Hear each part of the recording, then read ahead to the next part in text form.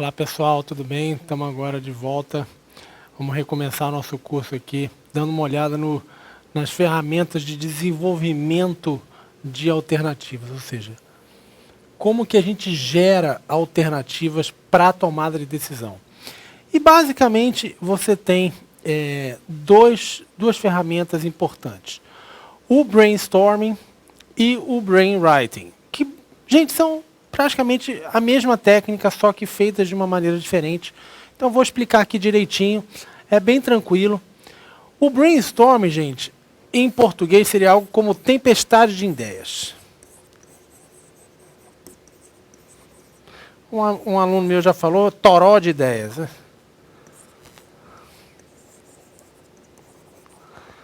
O que seria isso, gente?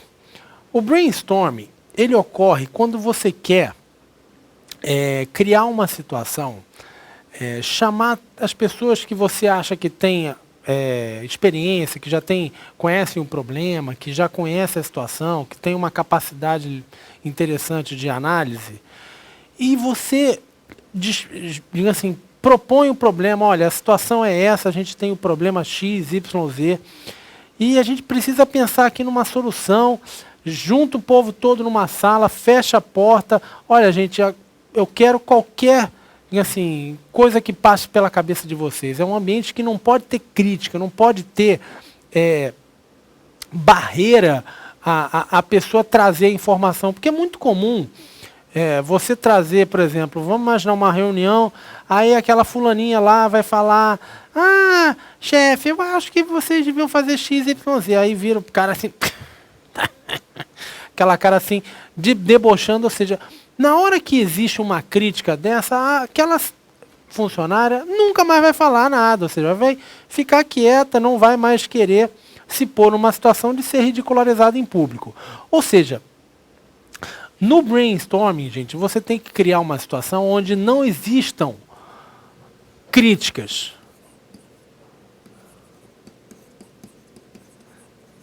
Não existam barreiras. Então, se você já participou de um brainstorming, provavelmente o seu chefe virou e falou, olha, você pode falar o que vier na tua cabeça, não tem problema, a gente vai só anotando. A preocupação ali, naquele primeiro momento, não é com a qualidade da ideia, é com você gerar uma quantidade grande de alternativas para que depois você vai fazendo essa depuração, né? Vai eliminando aquelas realmente que não façam sentido, que não tenham muita aplicabilidade, ou que sejam realmente esdrúxulas e tal. Mas a ideia é o seguinte, é que você crie um ambiente onde uma ideia gere ideias. Ou seja, muitas vezes a pessoa fala uma coisa que o outro nunca tinha pensado, e falando, rapaz, pensando bem, a gente podia fazer aquilo, mas de outra forma. Ou seja, uma ideia vai puxando a outra ideia, e através daquela colaboração, daquela exposição de diversas alternativas possíveis, o grupo chegue a um número X de alternativas que possibilite aquele gestor que vai ter que tomar a decisão se beneficiar, ou seja, ter melhores opções de decisão, melhores alternativas. Tá? Agora, e o brainwriting? Porque, na verdade, o brainstorming, a gente se baseia numa reunião, em algo que é falado. Ou seja, eu faço isso, fulano, mas eu acho aquilo, ou seja, aquilo ali é aberto. No caso do brainwriting, writing é escrita em inglês. Você utiliza mais ou menos a mesma situação, com a diferença de que as coisas não são faladas, ou seja, as ideias não são trazidas de modo oral. Elas são escritas em papéis, normalmente papéis onde você não possa identificar, ou seja, tudo igualzinho, de forma que você não possa saber quem foi que deu aquela ideia. E isso é passado, as pessoas vão dando as suas opiniões, e isso põe-se numa urna, por exemplo, você não ter certeza de que ninguém sabe quem é que está dando aquela ideia, e aí isso depois é lido. Qual é o objetivo de você fazer o brainwriting ao invés do brainstorming? É que você faça com que aquela pessoa que é muito tímida, que é muito reservada, que tem medo de se expor, que ela contribua. Ou seja, a ideia é você eliminar esse aspecto da pessoa se sentir mal, se sentir pouco confortável de estar trazendo uma ideia inovadora. Porque é verdade que o ser humano, gente, a gente tem medo de sair do senso comum. A gente tem medo de ser ridicularizado, de falar, ih, que otário, ela trouxe uma ideia ridícula. A gente tem esse receio de ser mal visto pelos nossos pares, né, pelos nossos colegas. Então, com o brainwriting, a gente quebra isso, ou seja, a gente faz com que a pessoa possa trazer uma sugestão sem que ela seja identificada. O problema do brainwriting é exatamente esse. Da mesma maneira que a pessoa se sente à vontade de trazer a ideia, você depois também não sabe quem foi que trouxe aquela boa ideia. Então, por exemplo, ela também não tem o reconhecimento de que advém de você ter trazido uma ideia interessante para o grupo. Tá? Mas é mais ou menos o mesmo processo. A única diferença é que o brainstorming é de modo oral e o brainwriting é de modo escrito. Mas os dois buscam essa geração de alternativas, os dois buscam, então, trazer para aquele decisor, para aquele gestor, o máximo de opções possíveis e imagináveis para que ele possa decidir. Vamos para outro conceito aqui, que são os modelos de decisão racional, da racionalidade limitada e da intuição, que são muito cobrados. Gente, aqui basicamente o que você tem é o seguinte. O primeiro modelo que veio foi o modelo da racionalidade. Ou seja, a racionalidade se baseia no quê? Em diversas premissas que a gente vai analisar daqui a pouco, onde a pessoa tenha total acesso aos dados, que não tem problema com o tempo, com o custo, que não tem problema, digamos assim, que o decisor é totalmente racional. Então você se baseia em uma situação teórica onde aquele decisor usa básica e exclusivamente a razão, a lógica.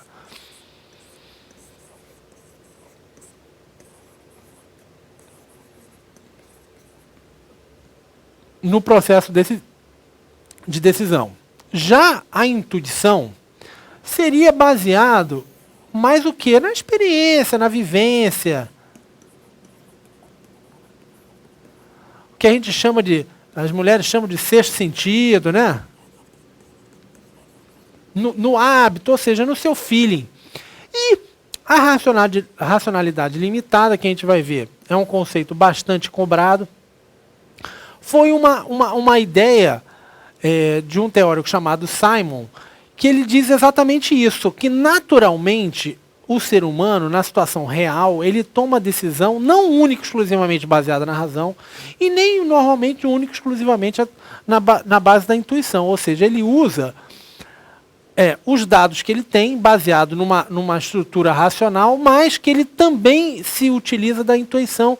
Por quê? Porque ele tem limitações, ou de análise daquela massa de informações que ele tem disponível, ou porque ele não tem a informação disponível no momento certo, ou por diversos aspectos que a gente vai ver melhor daqui a pouco, que impedem que ele tome essa decisão única e exclusivamente baseada na racionalidade. Isso aqui foi desenvolvido, então, pelo Simon.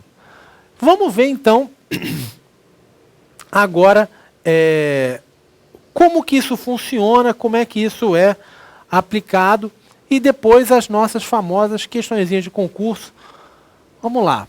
Primeiro, o modelo racional. Gente, o modelo racional, ele parte de diversas premissas, ou seja, de diversas situações que deveriam existir para que a pessoa tomasse uma decisão única e exclusivamente baseada na razão. Então vamos ver aqui quais são essas premissas e por que isso raramente ocorre na vida real, na situação real. Tá? A primeira premissa, gente, para o decisor usar esse modelo racional, poder usar, é de que o problema é definido e diagnosticado, ou seja, você sabe exatamente qual é o seu problema. Não sei, por exemplo, alguém que já tenha conhecido, convivido com algum alcoólatra, dizem que o primeiro problema do alcoólatra é ele se definir como alcoólatra, ou seja, ele entender que ele tem aquele problema. Por quê? Porque se você não sabe qual é o seu problema, como é que você vai saber o que você tem para fazer? Quando você não entende o seu problema, não sabe qual é ele, ou não sabe o que está acontecendo. Então, por exemplo, o carro está esquentando, mas está esquentando por quê? Se você não sabe o que está causando aquele teu carro esquentar, é difícil você saber o que você vai ter que fazer. Quais são os seus objetivos, o que você tem que trocar, o que você tem que melhorar. Tá? Então, o primeiro problema é exatamente esse. Você ter o problema definido e diagnosticado de maneira correta. O segundo é esse aqui. Você tem que saber exatamente o que você tem que fazer, ou seja, qual é o seu objetivo. Esse objetivo tem que estar claro, ou seja, você tem que saber o que fazer. Tá? O terceiro problema, a terceira premissa é a principal, digamos assim, o principal problema, ou um dos principais problemas que você tem no modelo racional. Ou seja, você teria que não ter restrição de tempo ou de recursos. Isso, gente, é muito complicado. Ou seja, vamos imaginar que você tenha que tomar uma decisão. No modelo racional, você teria o tempo necessário. Ou seja, não, rapaz, toma a decisão que você puder aí, pensa o quanto você quiser. E na vida real, a gente sabe disso, que você tem limitação de tempo. Ou seja, você tem um tempo X onde você pode tomar aquela decisão. Existe até um ditado que diz que se você não tomar a decisão está tomada. Ou seja, porque o problema acontecerá, a sua decisão foi a sua omissão. Então, no caso, no modelo racional, existe, claro, problema com o tempo. Então, vamos imaginar que você tem um produto obsoleto. Teu produto está ficando velho, o teu concorrente lança um produto novo no mercado para concorrer com o seu. É óbvio que, vamos imaginar que você tem ali 3 alternativas de modelo para você lançar no lugar do seu antigo. Você não tem o tempo que você quiser para decidir qual será daquelas alternativas a que você vai lançar. Você tem um tempo mínimo, às vezes, para lançar. Por quê? Porque senão o seu concorrente vai tomar o mercado todo e você vai à falência. Ou seja, esta restrição de tempo, ela existe. Então, é um dos problemas do modelo racional. O outro problema óbvio para todos nós é a restrição de recursos, ou seja, você tem limitadores de acordo com o dinheiro que você tem disponível, com os recursos de tempo, de materiais, ou seja lá o que for. Então, assim, não sei se vocês já viram aquela conversa, muitas vezes você vê, bate-papo, você está num bar e tal, aí um amigo seu vira para você, mas fulano, se você tivesse todo o dinheiro do mundo, qual o carro que você compraria? Aí você fala, acho que é a Ferrari, acho que é a Lamborghini. Gente, essa conversa é muito boa na hipótese, mas no mundo real, é óbvio que você tem limitação de recursos. Ou seja, a sua opção não vai ser sobre tudo que é possível adquirir, e sim sobre o que você tem recurso para adquirir. Ou seja, se você só tem dinheiro para gastar ali 20 mil, 30 mil, 50 mil, você vai ter que escolher um carro dentro daquelas suas limitações de recursos. E a vida na organização não é diferente, ou seja, para você tomar a decisão, você tem sim limitadores de recursos. Por quê? Porque existem opções alternativas que até poderiam ser viáveis, mas que você não tem recurso naquele momento para poder escolher aquela alternativa. Eu escuto muito em concurso, aluno que vem para mim e me fala, professor, eu devia poder só estudar, porque eu tenho que trabalhar também, e aí complica a minha vida. O que eu falo muito para esse aluno é o seguinte, gente, eu também estudava ao mesmo tempo que trabalhava, ou seja, você quando tem limitação de recurso, você tem que encarar aquilo ali. Muitas vezes não existe aquela opção, só estudar. E, digamos assim, você tem que tomar as decisões de acordo com os objetivos que você tem, de acordo com os recursos que você tem. Se você não tem 12 horas para estudar por dia, estuda 2 horas, estuda 1 hora, ou seja, estuda o quanto você puder, que eu te garanto que você atingirá o seu objetivo. Agora, é claro que você não tem todas as alternativas à mão o tempo todo, porque você tem as restrições de tempo e de recursos. Mas lembra que no modelo racional, em teoria você não teria essas restrições. Outro problema que você tem é o seguinte, a outra premissa do modelo racional é que você teria informação precisa, mensurável e confiável, ou seja, que você sabe tudo o que é necessário saber, que você tem todas as informações necessárias para tomar aquela decisão. Gente, isso é óbvio que é muito difícil você ter. Ou você não tem toda a informação, ou você tem parte da informação que seja confiável, a outra parte é um boato, é alguém que falou alguma coisa, por exemplo, um cliente que te trouxe uma informação, que às vezes você não sabe se aquilo é verdade ou não. Ou aquilo já é antigo, ou por exemplo, você tem uma informação de 2, 3 anos atrás e você não tem certeza se aquilo ali continua existindo. Ou seja, normalmente a gente não tem as informações totais que a gente necessitaria para decidir um problema. Alguma coisa sempre está faltando. Você sempre tem algum índice de incerteza, digamos assim. Tá? Mas no modelo racional você teria todas as informações possíveis e imagináveis ao tempo necessário, com a confiabilidade total. O outro aspecto é o seguinte, o tomador de decisão é racional. Gente, esse é outro problema. Ou seja, você, e qualquer ser humano é assim, a gente é sim impactado pela nossa maneira de pensar, pelas nossas experiências, se a gente está contente, está feliz, se a gente está tranquilo, está nervoso, isso vai impactar nossa maneira de decidir.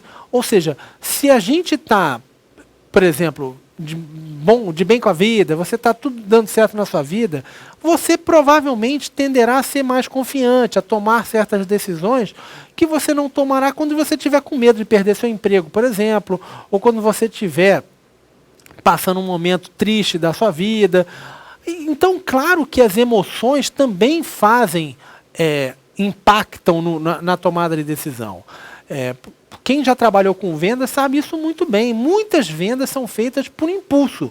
Ou seja, a pessoa, na verdade, não necessitaria de comprar aquele produto, mas como ela passou ali, gostou, às vezes tem um amigo, é legal, compra, o cara acaba comprando. Se ele tiver que parar, sair da loja e for pensar em casa, muitas vezes ele não voltará. Por quê? Porque realmente aquilo ali não era exatamente uma necessidade. Era o quê? Era um desejo, era algo que vinha da emoção, do psicológico, e não de uma necessidade real que ele tinha de comprar aquele produto A, B ou C. E o último, digamos assim, a última premissa aqui digamos assim, seriam que os critérios permaneçam estáveis durante o tempo, ou seja, de que aqueles fatores que afetam o problema, eles continuariam semelhantes com o passar do tempo, o que não necessariamente acontece. Ou seja, você não consegue a vida não é estável, as coisas vão mudando. Então, uma coisa que era verdade há 10, 15, 20 anos atrás, pode não ser hoje. Com isso, o que você tem? É claro que você vai ter que ir mudando a sua maneira de decidir de acordo com a mudança do ambiente, tá? Mas, voltando ao que a gente está falando, você tem essas premissas do modelo racional, ou seja, de que o problema é definido, você sabe o que você tem que fazer, não tem restrição de tempo ou de recurso, você tem informação precisa, confiável e mensurável de tudo, digamos assim, que lida aquele problema, você é única e exclusivamente racional e que os critérios são permanentes, eles continuam estáveis durante o tempo. Vamos dar uma olhada, então, na teoria da racionalidade limitada. Gente, o que viu o Simon? Ou seja, que não, existem sim limitações. Ou seja, que você tem restrição de tempo e de custo, a situação muitas vezes é extremamente complexa. Então, por exemplo, existe sempre uma brincadeira com a previsão de tempo, não é verdade? Toda vez que sai a previsão de tempo, rapaz, você erra toda hora. Vocês já pararam para pensar por que se erra muito em previsão de tempo? Você erra muito, gente, porque as variáveis que afetam o clima são imensas, são inúmeras. Você tem milhares e milhões de fatores que envolvem, que afetam a situação se vai chover ou não daqui a algum tempo. Com isso, por mais que você tenha diversos instrumentos de medição, balões atmosféricos e cálculos e computadores super potentes, você tem uma dificuldade de envolver todos os fatores.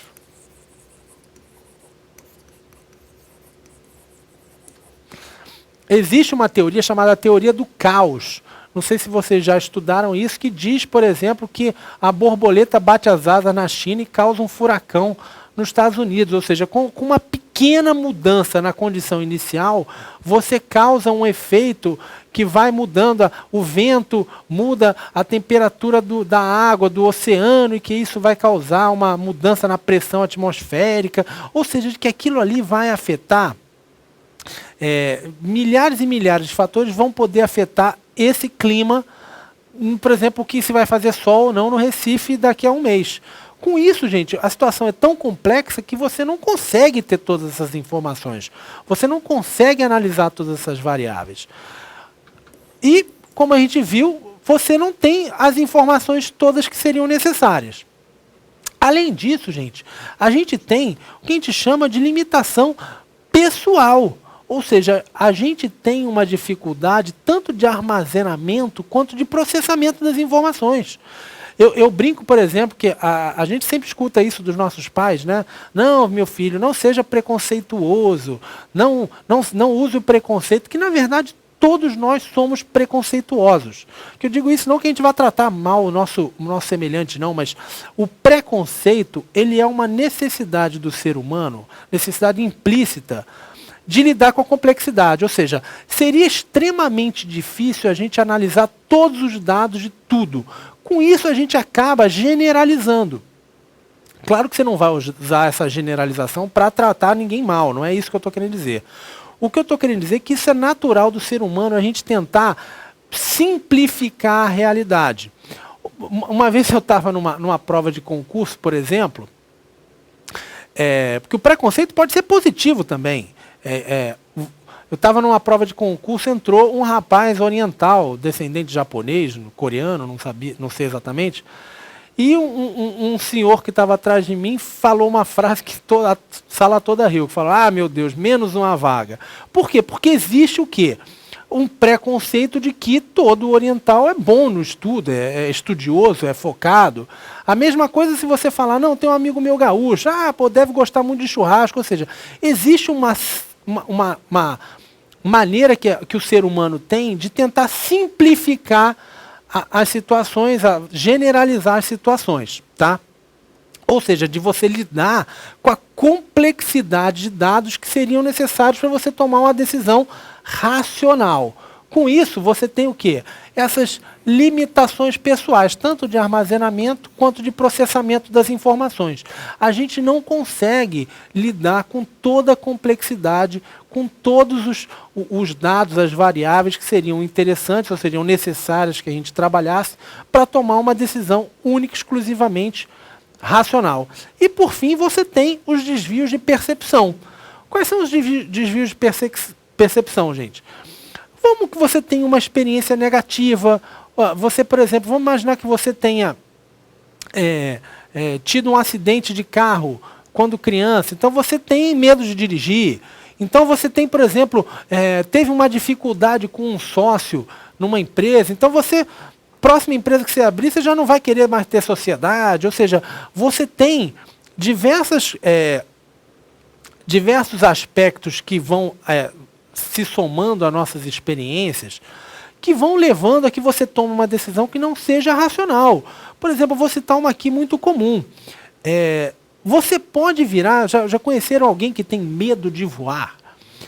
Gente, você pode virar para essa pessoa e falar, mas fulano, a sua chance de morrer de voo, num voo de avião, num voo é muito menor do que se você for de ônibus, do que se você for de carro. as estatísticas dizem X, Y, Z, que a sua chance é muito maior. O cara vai virar, rapaz, eu sei disso tudo, eu já li isso tudo, mas eu não quero andar de avião, eu não gosto de andar de avião, quando eu entro no avião começa a suar frio, eu começo a ter calafrio. Ou seja, aquilo ali é um quê? Um desvio de percepção. Aquela pessoa, às vezes, até tem os dados que dizem que voar é mais seguro, que é muito difícil você morrer de acidente de avião, que é raríssimo, e que isso, que aquilo. Mas ela tem o quê? Ela tem medo. O medo é racional? Não. Ele é baseado no emocional, baseado na emoção, mas não interessa. Para aquela pessoa, ele tem tanto medo de fazer aquela coisa, ou ele tem uma experiência negativa, ou ele tem uma resistência, não se sente confortável fazendo aquilo, que ele não vai tomar uma decisão racional. Ok, pessoal? Então vamos ver aqui, continuando a ver. O que o Simon fez então, gente? Ele mostrou os limites desse modelo racional. Ou seja, que na prática, os gestores eles não utilizam somente esse modelo racional. Eles buscam o quê? Aliar a razão com um pouco de intuição. Que a gente vai ver daqui a pouco. Ou seja, a razão baseado com um misto de experiência, do que como está seu estado de espírito naquele momento, baseado nos seus, assim, se você gosta ou não daquela situação, e por aí vai, ou seja, que seria a racionalidade limitada.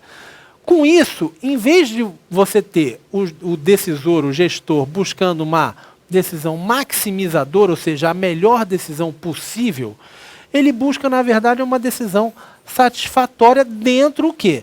Dentro de certos limites. Ou de tempo, ou de recursos, ou do que a pessoa realmente gosta ou não de fazer.